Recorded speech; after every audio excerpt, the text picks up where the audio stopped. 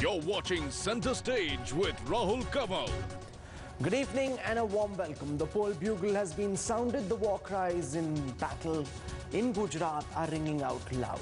But there's one question everyone wants an answer to. Can Narendra Modi win a third time? Can he secure Gujarat for the BJP till 2017? Or is there an undercurrent against Narendra Modi? He's got a lot of anti-incumbency to take on. Is there an anti-undercurrent against him?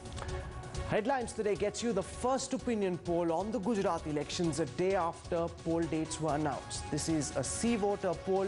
The sample size is 80,263 respondents across 182 assembly sections. The entire exercise lasted a month from the 1st to the 30th of September. Tonight, we get you the answers to all the questions that have been in the air around the Gujarat polls. Let's get started. I want to introduce our guests for this show. We've got Veer Sanghvi, one of India's best-known political analysts, joining us on this broadcast.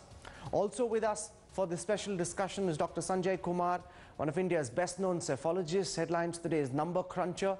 We've got GVL Narasimha Rao, a well-known cephalologist himself, here in his capacity as a member of the BJP. And we'll also be going across to the United States, where Yashwant Deshmukh from C-Voter, whose team has done this poll, will be joining us in just a moment. Here are all our guests. Welcome to all of you. We'll get started in just a moment. Let's just take the results.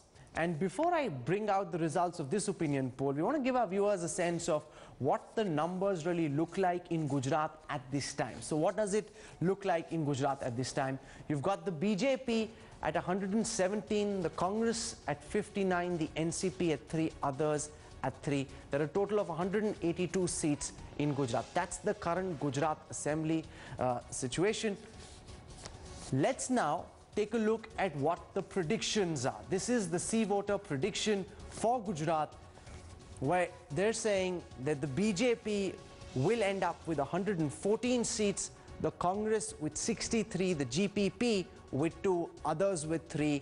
So the big story coming out of the C-Voter opinion poll is that Modi is set to win his biggest test, but it's not quite that easy. There are lots of wheels within these wheels, which we'll be chatting about, but 114 seats to the BJP. That is what Yashwant Deshmukh and his team at C-Voter are predicting. Out of 182 seats, 114. So how does this compare with what happened the last time? Here it is. The BJP, which won 117 seats the last time, now projected to pick up 114. That's a dip of about 3 seats. The Congress, which picked up 59 seats in the 2007 polls, now expected to pick up 63. So they're gaining by just 4. It looks as if things are static, but that would be too simplistic a reading. The situation on the ground is far more complex. Let's take a look at the vote percentages. We'll start with the BJP, which picked up 50% of the vote in 2007, which was a remarkably good performance by Narendra Modi. That now coming down 3% to about 47. The Congress, from its 2007 figure of 38, picking up just 1 more percent of the vote, coming up to about 39. That's as far as the vote percentages are concerned. I want to first go across to Veer Sanghvi and get his sense of the numbers. On the surface, it would seem, Mr. Sanghvi, that not much has changed. But for Narendra Modi to win a third time is a big deal. But he was expecting to win by a far bigger margin. How would Narendra Modi and the BJP be looking at the numbers that C-Voter is putting out? I think the idea that Narendra Modi is going to win a much bigger victory was an illusion. The fact that he's won for a third time is pretty significant in itself, and whether Narendra Modi actually expected to do much better or whether that was just big talk will remain a matter of some speculation. The important thing is the Congress has been saying voter fatigue has set in, there's anti-incumbency, Modi will do badly in Gujarat, and that will dent his prospects in the prime ministerial race. If these results hold up, that's not actually true. Modi is as strong a candidate as he was ever before. Dr. Kumar, the Congress has been hoping that there is an underlying undercurrent of anti-incumbency, that people don't say it, but they're actually unhappy with Narendra Modi. These figures seem to indicate the contrary, that despite Keshubhai Patel floating his own party. You know, he's been impacted. He's not winning by a massive landslide, but Narendra Modi is still holding firm. I am not surprised by these results which the polls are showing because BJP is still very strong. I know Keshubhai Patel moving out of the BJP would dent a little bit to the BJP, but not to the extent as he might think or as Congress might expect. He would have some presence in the Saurashtra region, but it would be constituency specific. It's not going to be kind of his impact is not going to be all over the state. So I am not surprised. I would expect results to be more or less on the line as polls suggest. GVL, you know, the BJP was hoping that Narendra Modi would win by a massive landslide, that the people of Gujarat would show that they really want to send Narendra Modi from Ahmedabad to Delhi and they would give him that sort of a thumping majority. If the figures end up at about 114, would Narendra Modi and the BJP be disappointed, or would you take this sort of a result? I think even this would be a phenomenal performance for a chief minister who has been in office for almost 3 terms. He's been CM continuously for 11 long years. But as someone who has been tracking Gujarat very closely, I think I have been polling in Gujarat for the past 6 months continuously. And at this point of time, we are confident. I think we are likely to surpass the best tally ever. I think we are looking at anything above 130. So that's the kind of a tally that we are looking at, and all this based not on any wishful thinking but completely based on grassroots and ground level feedback. About a couple of months ago, when there was a lot of expectation about what the kind of damage that Keshubhai Patel's party can do, but all these expectations have been proved to be wrong, because even the caste voters the caste to which Mr. Patel, Keshubhai Patel belongs, even I think Mr. Modi does not get support from any single caste. I think his popularity surpasses all castes, and he gets a majority vote from across all castes, save a couple of them, because like it happens in any other state, there are certain sections which might be heavily voting for a party, but then Mr. Modi, by dint of his performance, I think he's been able to garner majority support from across various castes. Okay, what I want to do now is go across to the United States. Joining us from Washington at this time is Yashwant Deshmukh, the lead pollster for C-Voter. His team has gone out and brought these numbers, and we've also got the numbers being crunched into bullet points, which are the key takeaways from this opinion poll. Yashwant, as we play the figures out, you know, there are two ways of looking at it. One, Narendra Modi is winning, but he's not winning with the sort of landslide majority that he's been talking about. Was that just bravado and bluster? Would Narendra Modi be happy with such a performance? And why is it that his tally is actually coming down 3 seats, not going up in the way the BJP would have wanted? Well, historically speaking, it would be absolutely even expect or anticipate that after 3 rounds of victories, anybody can still maintain the tempo and manage to increase the number. So that is, of course, not the possibility nor the probability as such. But the big thing is that he is going to win back. I mean, he's looking like he's winning back, and the margin is huge. You see, Rahul, in polling business, in opinion polls and everywhere, whenever the margins are closer, whenever the margins are somewhere between the gap of 2 or 3%, we always say that the fight is tough or the fight is very close. But in this case, the margin between the BJP and the Congress votes is still hovering roughly around 10%. That is huge gap. Congress is nowhere near the BJP vote bank. And for Modi to even repeat it after 3 mandates, and for the BJP this is going to be a 4th or 5th mandate in a row, that is quite an achievement I would say. And the numbers which we talk about, that numbers are going down, they are not really going down in that way, Rahul, because they are kind of indirect gain because of Keshubhai's party's presence over there in certain pockets in Saurashtra and some areas even in the North Gujarat, but they are limited. And probably because of that, and also because of the fact that majority of the MLAs, they actually build up a lot of anti-incumbency at the micro level against them. And there is only to some extent that the Chief Minister can actually negate that anti-incumbency at the micro level with his own image of performance. So, in all... Yashwant, let's just play out, what your team has crunched as the key takeaways from this opinion poll. Modi remains massively larger than life in Gujarat. You know, he's got very high popularity ratings, in fact, higher than most leaders in their states. The fact that the next two leaders in this state happen to be ex-RSS, ex-BJP leaders seems to indicate a grave leadership crisis in Gujarat, where there's no one leader to take on the might of Narendra Modi. You know, while the ratings for the CM are high, the ratings for the MLAs are not so good. You know, this creates a scenario where it becomes a presidential form of contest, where you've got Narendra Modi against an undeclared opponent, but it's essentially the Modi that people are either voting for or voting against. There's nothing else to really choose from. It's not the MLAs who've got high ratings. That's very true. It's the development and governance agenda which is working well for the BJP.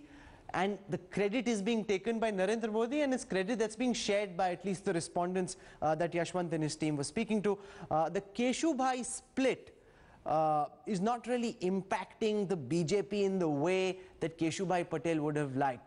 Could be because he's sold, could be because he's not seen as a potent active force any longer, but Keshubhai Patel not damaging the BJP in the way. But a lot of the people who were polled actually felt, and this is interesting, that Keshubhai Patel could impact the BJP vote. It didn't change their preference, but they felt it could change the preference of others. That's interesting.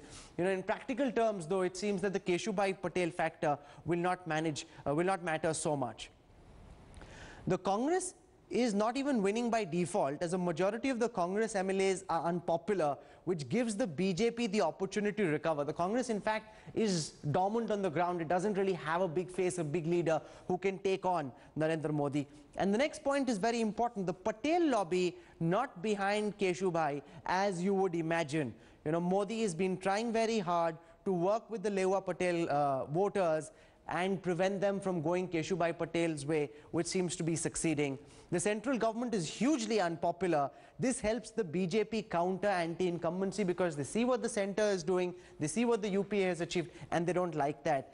And interestingly, the satisfaction ratings for Modi are higher in Saurashtra than in central Gujarat, which is contrary to what Keshubhai Patel would have expected. I want to go across to Yashwant Deshmukh on the Keshubhai Patel factor. You know, he's the patriarch of the party in the state of Gujarat.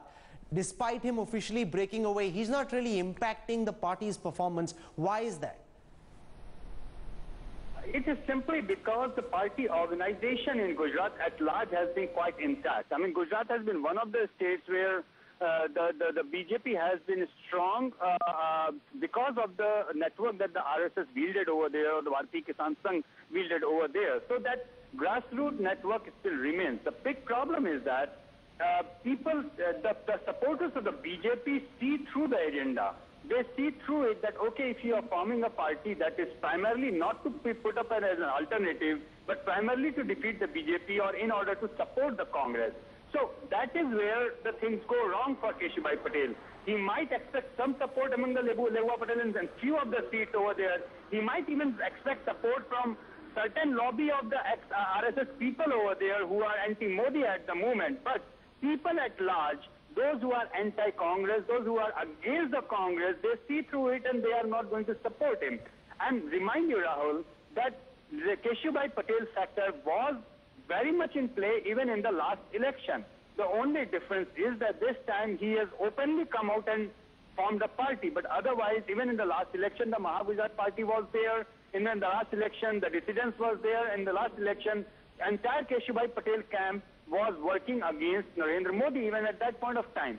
So practically speaking, people at large might feel, and they say that, you know, well, it is something which might damage the BJP. In our opinion poll, it has come out. But in practical terms, Keshubhai Patel is unable to yield more than 3 or 4% of votes. And if you analyze the swings, Rahul, you will realize that these 3-4% votes, angry BJP votes, might have probably gone to the Congress, then the BJP would have got more damage.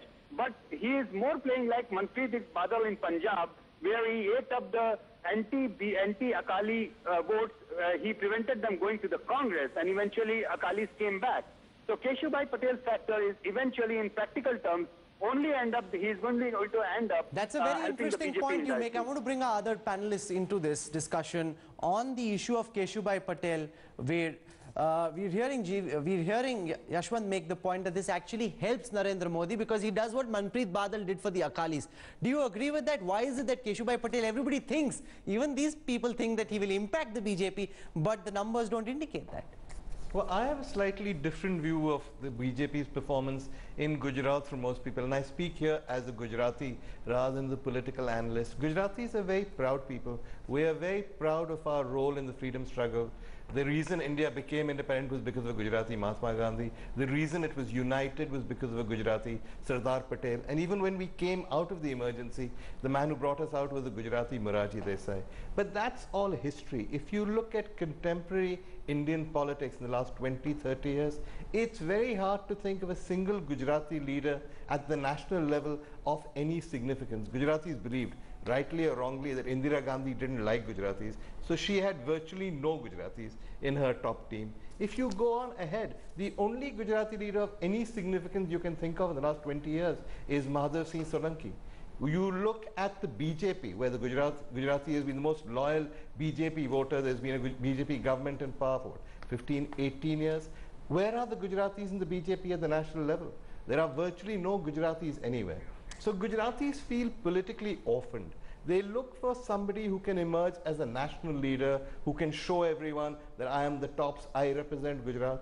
Modi is the first leader to tap into that. Which is why when you look at Modi and people see him through this whole Hindu-Muslim prism, which is valid but is also a red herring. Essentially, Modi is a regional leader in the way that Jayalalitha is a regional leader, in the way that Mamta is a regional leader. Every speech always has references to how many crore Gujaratis he represents, to Gujarati pride. He appeals to the Gujarati because he tells us that we matter at a national level. Keshubhai, on the other hand, is yesterday's man. This guy doesn't count for anything. He appeals to nobody's pride. And that's very interesting, GVL. The fact that Keshubhai Patel is not damaging, the perception is that he would damage the BJP. In effect, he's not. Is that because he's not seen as an active force anymore? Even if people vote for him, they think their vote might get wasted. You see, I think we sometimes we tend to overstate the importance of caste in our elections. I think in the recent past we have seen many elections where the performance and delivery have become the predominant factors rather than the caste. And I think, as was pointed out, Mr. Keshubhai Patel, he is forgotten by the people of Gujarat, and they think Keshubhai Patel is a very bad chapter in Gujarat's political history. And people have absolutely no fond memories of, in fact, if they have any memories, these are, I think, quite bad memories of the Gujarat being governed by Keshubhai Patel. And Modi, over the last 11 years, has given them a sense of identity. I certainly agree with that. Also, he's given them solid governance. And people today are simply not willing to go back to willing to be thrown back into the days of either Keshubhai Patel or the Congress regimes, which have completely mal-governed in the past. And the interesting thing why Modi would do even better than what your poll suggests is that people are able to see a very sharp contrast in the performance of the government that he heads in the state and the Congress-headed government at the center. Okay. And this contrast, in fact, it kind of it further emphasizes, it further increases the appeal of Narendra Modi and his governance in Gujarat. Dr. Sanjay Kumar, why is the Congress not picking up more votes? Do you think the Keshubhai Patel factor is actually damaging the Congress, as Yashwant Deshmukh suggests?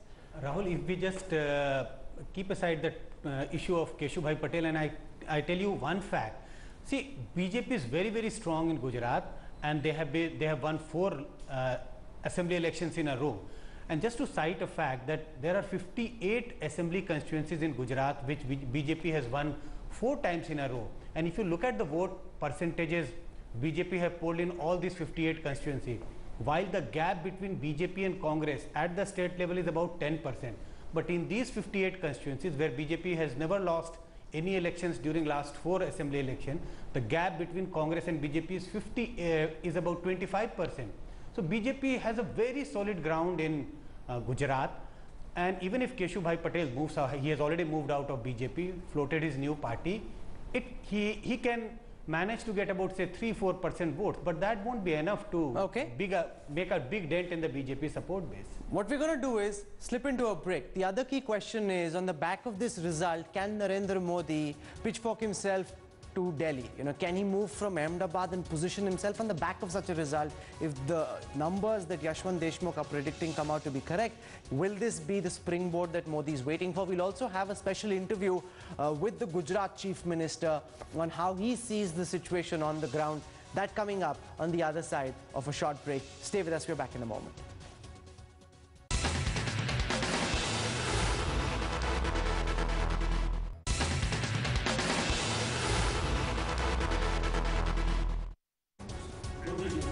You're watching the results of the Sea Voter opinion poll for Gujarat. This is the first opinion poll conducted for the assembly elections of Gujarat.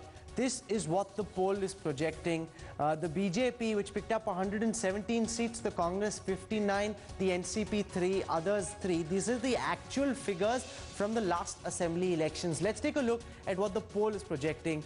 Of the 182 assembly seats in Gujarat, the Sea Voter opinion poll projects that the BJP will pick up 114, the Congress will pick up 63, the GPP will pick up 2 and others 3, which essentially means that the BJP's tally is actually coming down by 3 seats, the Congress's tally going up by 4 seats. Narendra Modi seems set to return to power for the third time.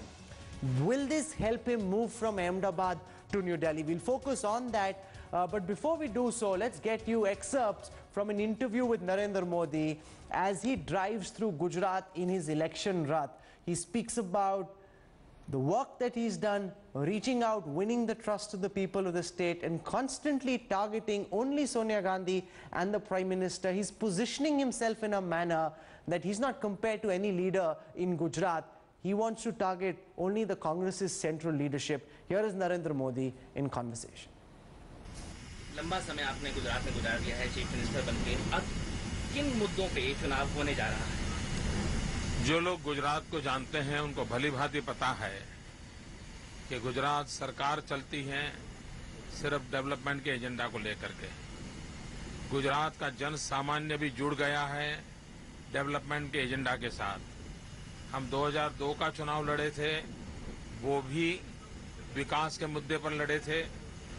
2007 का चुनाव लड़े थे, वह भी विकास के मुद्दे पर लड़े थे। और 2012 का चुनाव लड़ेंगे, वो भी हम विकास के मुद्दे पर ही लड़ेंगे। एक और सवाल मुझसे ये पूछना चाह रहा था कि क्यों ऐसा है कि नरेंद्र मोदी देश में एक इतने प्रिय नेता के तौर पे उभरे, क्या लगता है? मैं एएनआई का आभारी हूं कि उन्होंने मेरे संबंध में ये अच्छी टिप्पणी की। अगर मैं देश के नागरिकों को प्रिय लगता हूं तो ये मेरा सौभाग्य है। मैं देश की जनता के चरणों में वंदन करता हूं कि उन्होंने मुझे उनका प्रिय होने का ये अधिकार दिया। आपके साथ अच्छे काम का नाम तो हमेशा जुड़ता ही रहा है, लेकिन शुरू से कंट्रोवर्सी का भी आपके साथ सोनी दामन का साथ रहा है। हमेशा विपक्ष और जो है कांग्रेस है वो आप पे हमला करते रहते हैं। सोनिया गांधी जी के बारे में कहा, जिस खर्चे का जिक्र किया, उसके अंदर ये साफ तौर पे कांग्रेस ने जो आप पे हमला बोला है, इसके बारे में आपका क्या कहना है? क्योंकि एडिटर ने और जिसने आरटीआई एक्टिविस्ट ने, उन दोनों ने ही कहा है कि हमने ऐसी कोई, हमारे पास कोई सबूत नहीं है इस चीज का। देखिए, मैंने जो विषय उठाया है वो जुलाई महीने में आउटलुक में, टाइम्स ऑफ इंडिया में, इंडियन एक्सप्रेस में, इकोनॉमिक टाइम्स में, यानी करीब करीब देश के सभी अखबारों में ये विषय छप चुका है। और ये पीटीआई की खबर से है और उसमें चीफ इंफॉर्मेशन कमिश्नर ने प्रधानमंत्री कार्यालय को डांटते हुए कहा है कि आप सोनिया जी के विदेश दौरे के संबंध में देश को जानकारी दें। दूसरा विषय है, आरटीआई जो वर्कर है उसने भी मीडिया को यही कहा है कि मैं 3 साल से मांग रहा हूं लेकिन मुझे जानकारी नहीं दी जा रही है। और मेरा भी यही कहना है कि अगर खबरों अखबारों में 1880 करोड़ की खबर आती है तो ये देश के लिए अच्छा नहीं लगता है। अगर भारत सरकार एक बार सही जानकारी देश को दे दें तो ये गलत जानकारियां भी नहीं फैलेगी, अफवाहें नहीं फैलेंगी, मैडम सोनिया जी की प्रतिष्ठा का नुकसान भी नहीं होगा और भारत सरकार की भी इज्जत बढ़ेगी। और अच्छा ये होगा कि वो जानकारी दे दे। मुझे समझ नहीं आता है कि जानकारी छुपाई क्यों जा रही है। दूसरा विषय है उनके स्वास्थ्य के संबंध में। इस देश में किसी भी व्यक्ति ने उनके स्वास्थ्य के खर्चे को लेकर के कभी कोई सवाल उठाया नहीं और ऐसा कहना और करना ये भारत का अपमान है। भारत उदारवादी है, भारत मानवतावादी है और हम विपक्ष में होने के बाद भी मैं प्रधानमंत्री से आग्रह करता हूं कि भारत ने मैडम सोनिया जी की हेल्थ की चिंता करनी चाहिए, उनके बीमारी में इलाज की पूरी चिंता करनी चाहिए, उनको कभी भी कमी महसूस नहीं होने देनी चाहिए। वो भारत के पूर्व प्रधानमंत्री की श्रीमती जी हैं, उनका पूरा हक बनता है कि ये देश बीमारी के समय उनके पास खड़ा रहे और हमें खड़ा रहना चाहिए, मानवता का काम है। कपिल सिब्बल ने आप पे कमेंट करते हुए कहा कि नरेंद्र मोदी का नाम नरेंद्र विरोधी होना चाहिए। आकाश टैबलेट का जो ये मसला चल रहा है ये एक्चुअली है क्या? देखिए 2009 और 10 में भारत सरकार ने और जिसके मंत्री श्रीमान कपिल सिब्बल जी हैं, उन्होंने देश के नौजवानों को वचन दिया था कि मैं आपको बहुत ही सस्ते में 10 लाख युवकों को आकाश टैबलेट दूंगा। आज 3 साल के बाद मैंने सवाल उठाया कि भाई आकाश धरती पर नहीं उतरा है, तो उनको पर्सनली बुरा लग गया, तो उन्होंने मुझे आकाश टैबलेट भेजने के लिए फैसला किया। अब मुझे रिश्वत देने से कोई मोदी चुप होने वाला नहीं है। आप मेरा मुंह बंद करने के लिए मुझे आकाश टैबलेट भेज दे, इससे काम नहीं होगा। और दूसरा, आपको जनता के पैसों का इस प्रकार से दुर्व्यय करने का अधिकार भी नहीं है। योजना नौजवानों के लिए है, इस देश के नौजवानों ने जिन्होंने एप्लीकेशन किया है उनके लिए है, तो उनका छीन करके आप किसी मुख्यमंत्री को आकाश टैबलेट कैसे दे सकते हो? ये कोयले भी दे देते हो लोगों को, उसी प्रकार से आप टैबलेट भी बांट रहे हो। हमारा आग्रह है कि जिन 10 लाख लोगों का आपने वादा किया था उस वादे का क्या हुआ, जवाब दो। बाद में 2011 में उन्होंने कहा नहीं हम 10 लाख नहीं देंगे, 1 लाख देंगे। अच्छा चलो भाई 1 लाख का क्या हुआ, उसका जवाब दो ना। मोदी को टैबलेट दिया या न दिया, इससे आपका 1 लाख लोगों को या 10 लाख लोगों को टैबलेट देने का जो वादा था वो वादा पूरा नहीं हुआ है। इस बात को आप छुपा नहीं सकते हो। आप अपने काम में विफल गए हो, इसलिए लोगों का ध्यान बटोरने के लिए मोदी पर आकाश टैबलेट भेज देना ये गिमिक है, ये शोभा नहीं देता है।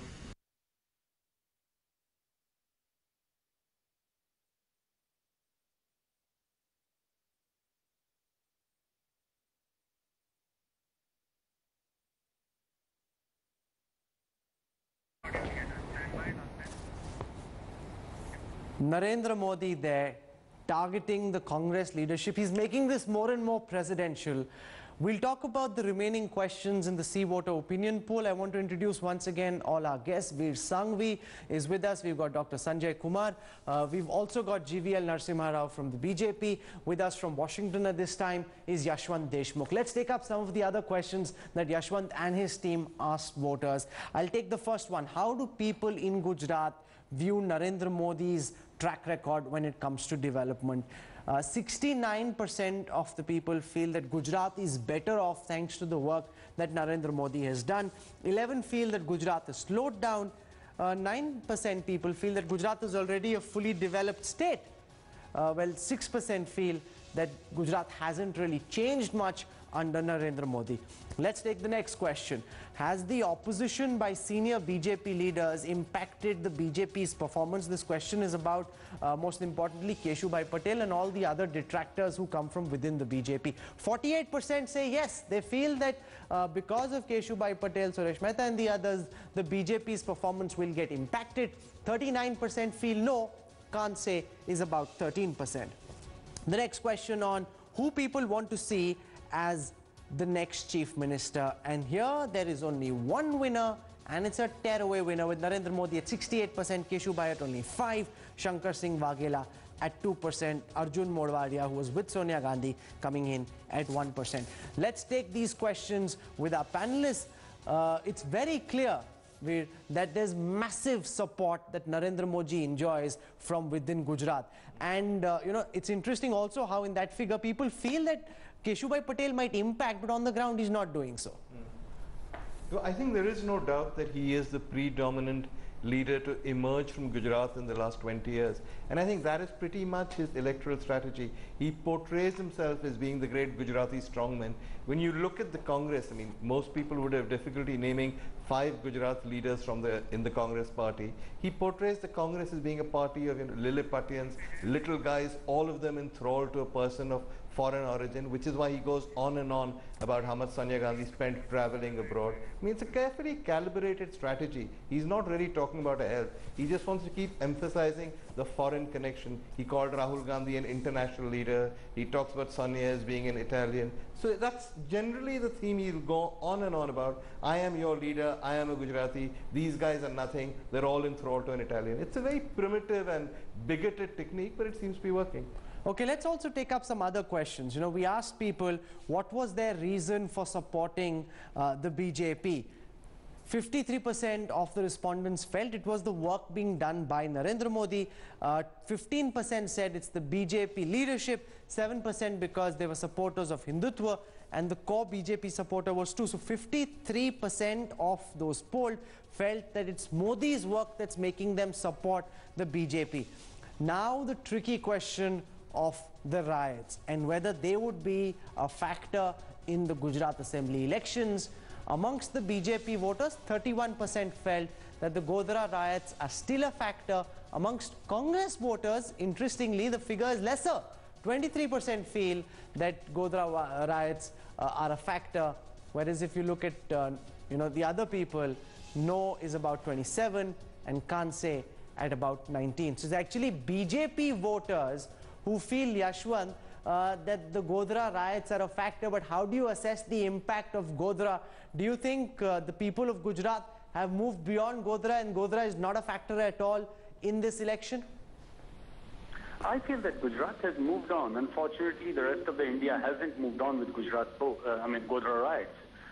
Gujarat, even if you look out at the overall data, either the pro-BJP or the anti-BJP, it's hardly 1 in 3 voters which is still struck with that kind of voting combination, feeling sensitive about Gujarat, either in supporting BJP or in opposing the BJP. But the rest of them, majority of them have actually moved on. They are talking about the issues of governance, issues of business, day-to-day life, and everything that can come along with the issues of governance, but not Godhra at large. But having said that, I would, as a pollster, I would like to remind people that, there is always a spiral of silence. There is always a set of people who would rather not comment on certain things, especially the sensitive things, including the communal riots, pro or against. But that does not mean that a spiral of silence is only working against or might work against Modi. The spiral of silence, by and large, has been working for Modi in the last 4 elections, as we have seen. That's an interesting point you make, Veer, because we've seen with strong personalities, when there is, say, a Jayalalitha, the CPM in Bengal, people sometimes are wary of actually revealing their voting preferences, because there's a very strong Congress theory that there is an underpinning of an anti-incumbency wave. Do you think that could be the case? Do you think these numbers could go off? I somehow feel that the chances of spiral of silence working in favor of Modi is higher. You're saying it's higher, Veer Sanghavi. Yeah, I think it's also interesting. You can't really say that Gujarat has moved beyond Godhra when a third of BJP voters say that Godhra is still a factor. You're saying that they're voting for him despite Godhra. I'm saying maybe people are voting for him because of Godhra. That's very interesting. I want to shift our attention to the one question which is critical to Narendra Modi's fortunes from here on. Will a result where he picks up about 114 seats out of 182 help him fulfill his national ambitions? If the end results, Veer, turn out to be the way this poll is projecting, will that help Narendra Modi make it to Delhi?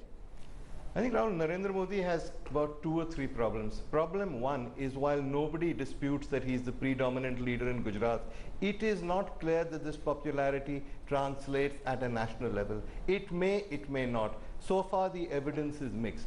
Mamata Banerjee is the most popular leader of Bengal. That does not mean she can be a national leader. Jayalalitha is the most popular leader of Tamil Nadu. That does not mean she can be a national leader. Perhaps Modi can, perhaps Modi can't. We don't know yet. The second thing is within the BJP, I don't think there's that much support for Modi at the top level. There are enough candidates. And thirdly, if you are going to have a BJP government or an NDA government, it has to be a government built around a coalition. As your poster said, India hasn't moved beyond Godhra. I think people will remember the riots. I think there will be a real reluctance to accept Modi as a prime minister. Nitish will not come. Mamata will not come. I doubt if Naveen Patnaik will come. The difficulty the BJP has is with a divisive figure like Modi at the head of a coalition, you just don't get the numbers. GVL, Modi can pick up 182 seats out of 182, but that won't make it any easier to win over the naysayers like a Mamata Banerjee, a Nitish Kumar, Mulayam, Mayawati. They'll never come in support. So Modi can, you can pump the chest up, the BJP can get excited, the cadre can get aggressive, but that doesn't help the BJP come to power in Delhi.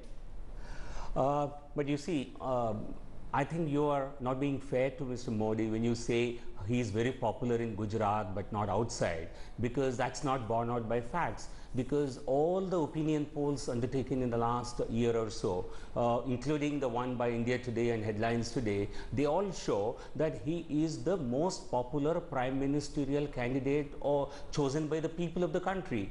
And his popularity rating today exceeds that of Rahul Gandhi, Sonia Gandhi, Manmohan Singh by a wide margin. No, we know that. So obviously it's not happening because all Gujaratis are supporting Narendra Modi. He gets a big rating across the country, including southern states where BJP has much less presence except Karnataka. That's number one. Number two is, even in 1996, when Mr. Vajpayee was the prime ministerial candidate of the BJP, there were not many people, there were not many allies to back the BJP. But come 1999, 1998, a large number of flocked to the BJP. The BJP's ability to attract allies depends on its own ability to cross a particular threshold level. So in my opinion, if that's Modi, what the BJP is banking on. If the BJP is able to cross 170 or 180 seats with Modi at the helm, I think he would find a large number of allies coming to join the BJP. That's the way I look at it. But who will be the BJP's leader is a decision that the parliamentary board of the BJP will take, and all these factors will certainly play heavily on the minds of the top leadership. With LK Advani, and he said the same thing. There are 140. When the BJP was at 140, we were untouchable. Nobody wanted to come close to us. The moment we got 180, Vajpayee ji suddenly wasn't untouchable, and we had 18 to 23 coalition partners. Will the same happen with Narendra Modi if he takes the BJP to 180? If the BJP gets to 180, yes, it's a different situation from 140 as we saw in the Vajpayee case. But will it get to 180, 185? I haven't seen that many polls suggesting it's going to get to that figure. Secondly, if Modi is, as Mr. Narasimha Rao says, clearly the most popular leader in the country, ahead of everybody else, there's an obvious question. He's here representing the BJP, so I'll ask him that. Just declare him as your prime ministerial candidate. Yeah? He's so popular. Why are you shying away from it? No, I think it's for the parliamentary party to decide. I'm only presenting my own perspective as an analyst. I'm presenting this, but obviously the parliamentary party will take a decision, and I'm sure all these factors will heavily weigh on the minds of the top leadership of the party. Let's get Sanjay Kumar to do some number crunching, because this is where the numbers kick in. If Narendra Modi were to be projected as the BJP's prime ministerial face, he will rally the BJP cadre, he'll push up the BJP tally, but he'll also scare away potential allies. Given the current situation, given all the data you see, not just this poll, do you think he can be the prime minister on the back of the opinion poll results we've seen today? Very, very difficult. I would agree with what Veer has already mentioned, that as soon as BJP portrays Modi as the prime ministerial candidate, first challenge is to put their house together. There would be divisions within BJP, there would be oppositions within BJP, and when it comes to attracting your allies, all these allies which we already mentioned, even like people like Mamata Banerjee won't come with BJP, people like Naveen Patnaik in Odisha, he may not come with. So there are various allies which are right now with BJP, but I would suspect that all these allies which move away from NDA, and then NDA would be just BJP plus one or two party. Very, very difficult for Modi to be seen as someone who would be the Prime Minister, even if BJP does relatively well, 150, 160 seats in 2014 Lok Sabha election. Let me get Yashwant Deshmukh in on this, because this is the one question that exercises analysts most, Yashwant.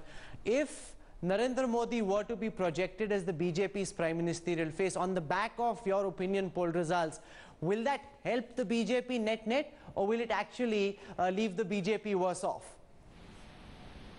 No, I think the question is not if the BJP supporters are ready for Modi. They are more than ready at the moment, probably. It's more or less like the vacuum of leadership which we had seen in the early 90s, right after assassination of Rajiv Gandhi ji.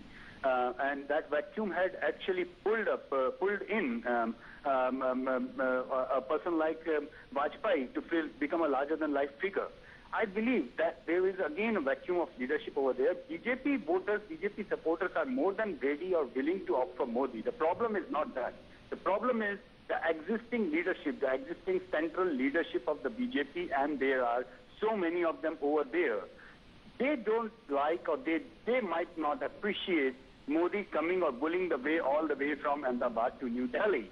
But unfortunately for them, I believe that if Modi wins, as our opinion poll shows, the way he is leading in Gujarat, I believe that it's impossible for the current set of the BJP central leaders to stop Modi to come to center. That's an important point you make. Let me put that same question to Veer Sanghvi, because circumstances have their own momentum. You know, if he comes on the back of a third-time victory, there is a certain push he gets from the ground where the BJP cadre wants to propel him up, and then others, like the Arun Jaitlis of the world, the Sushma Swarajas, who might not be comfortable with Modi coming in, will they then simply have to stand away and not be able to resist this force? Well, it's very hard, Rahul, to predict events. Yes, I concede that. That's certainly a possibility. But I think the point your pollster is making is an accurate one, that essentially Modi is the choice of the BJP cadres. He's the choice of the hardcore BJP members. What's not clear is he the choice of the undecided, uncommitted voter who now has to come over to the BJP for it to get those numbers? Many people, the economists most recently,